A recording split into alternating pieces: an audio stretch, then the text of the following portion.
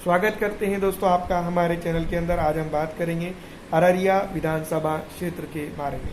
अररिया विधानसभा क्षेत्र की बात करें तो इस पे बेसिक तौर पर कई चीज़ें सामने निकल कर आती हैं, जिसमें से सबसे इम्पोर्टेंट ये है कि ये संख्या 50 आती है, 49 आती है अररिया ज़िला की।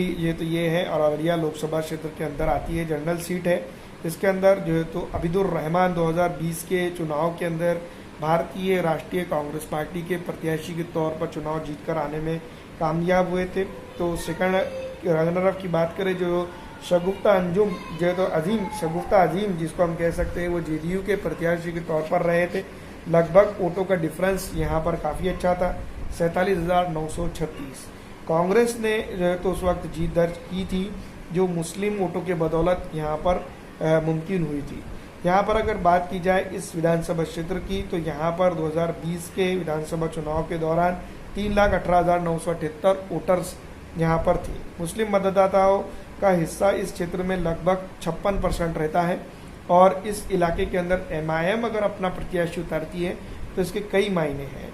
अनुसूचित जातियों का हिस्सा इसके अंदर करीब 12% आता है, और 12 और ये 56 अगर मिला लिया जाता है तो ये तकरीबन जो है तो 68% के करीब जाता है।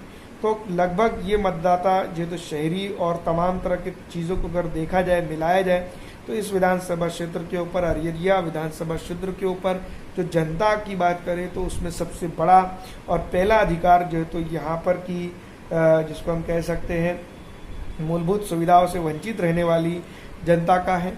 और ये जनता सिर्फ और सिर्फ हम यूँ भी कह सकते हैं कि मुस्लिम है।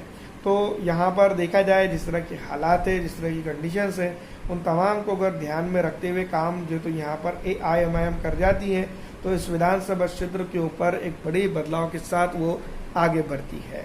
तो अररिया विधानसभा क्षेत्र के ऊपर अगर देखा जाए, जिसको हम समझते हैं कि यहाँ पर ऑल इंडिया मजलिस इत्तेहादुल मुस्लिमीन जो है तो बदलाव ला सकती है, और ये बदलाव अगर MIM यहाँ पर ला लेती है तो यकीन जानिए कि इस बार विधानसभा के अंदर बड़े बदलाव होंगे। और अररिया जैसी विधानसभा क्षेत्र के ऊपर AIMIM की दस्तक आने वाले दिनों के अंदर और आने वाले वक्त के अंदर एक बहुत ही बेहतरीन जो है तो यहाँ की जनता के फ्यूचर के लिए साबित हो सकती है। पिछड़ा हो, दलित भाई हो हमारा, या आरक्षित समाज हो, इन तमाम के लिए भी जो है तो एक बड़ा जो है तो पॉइंट ऑफ व्यू हो सकता है। तो देखना ये होगा कि आने वाले दिनों के अंदर यहाँ पर क्या कुछ होता है।